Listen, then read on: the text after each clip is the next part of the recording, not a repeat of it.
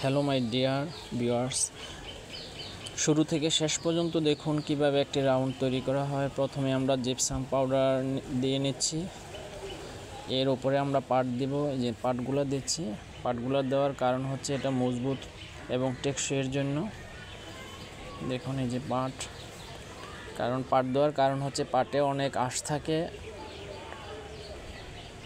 এবং এটা খুবই মজবুতের জন্য আমরা চতুর্দিকে পাট দিয়ে নিচ্ছি। পাটের উপরে আবার জিপসাম, দেখুন প্রথমে আমরা জিপসাম দিয়েছি, তারপরে হচ্ছে পাট, উপরে আবার জিপসাম।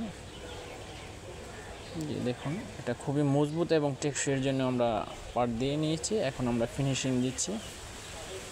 দেখুন রাউন্ডটা একেবারে খুব চমৎকার হয়েছে। এখন আমরা করার দেওয়ার কারণ হচ্ছে কি, একটা আপ ডাউন হবে। এই যে আপ ডাউন যখন আমরা ছাদ থেকে ফিটিং করব, তখন ফিটিংয়ের সাথে এই যে আপ ডাউনের জিপসাম এরিয়াগুলো খুব মজবুত হওয়ার কারণ হবে। দেখুন আমরা রাউন্ডটা উঠিয়ে নিচ্ছি। দেখুন একটা বিশাল বড় রাউন্ড।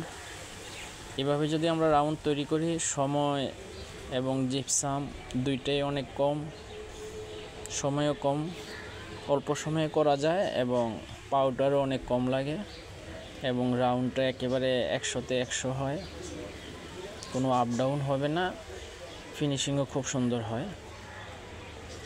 এই যে এটা এখন অপেক্ষা করছে ওপরে ফিটিংয়ের জন্য। এখন আমরা এটা উপরে ফিটিং করব। প্রথমে আমরা অ্যালুমিনিয়াম, তার উপরে আমরা এই রাউন্ডটা ফিটিং করছি ছাদের সাথে। দেখুন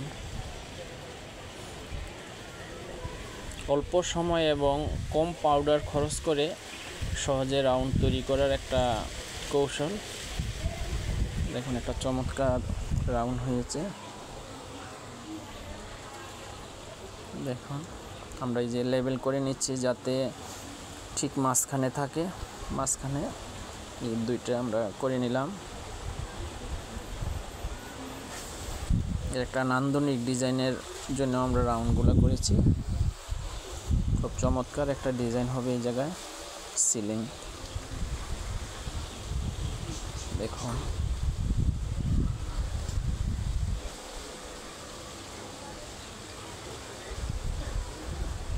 হ্যালো মাই ডিয়ার ভিউয়ার্স, আপনারা দেখার জন্য অনেক অনেক ধন্যবাদ।